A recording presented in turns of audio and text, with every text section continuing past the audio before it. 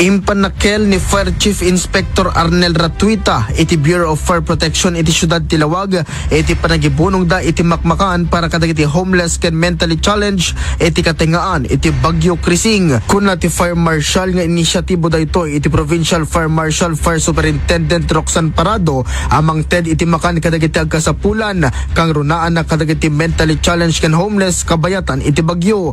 Imbatad na akabayatan iti panagroving da ketitan nga impaay dadagiti makmakan ken danom. Naamuan asaan laeng nga isuda iti nangipaay iti danom ken makano di iti Sibubukel a BFP Ilocos Norte. Inayon na malaksid iti makmakan ket impasigurado da iti kinatalged dagitoy kabayatan iti Bagyo. Laeng iti Lawag City ikinterong Ilocos Norte det ngay naramid mi sir. So agyam-yaman daw na ken dagiti pay nakakita agsalsaludo da at payso andamet ekspektaren nga kasi iti naramid ni BF. Mangnamnama iti BF Ilawag nga datong matlaang iti ahensya ti gobyerno ang tulad kadakwada amang tulong kadagitoy. Para iti IFM News, Idol Lawrence Corpus Martinez, Tatak, Aremen.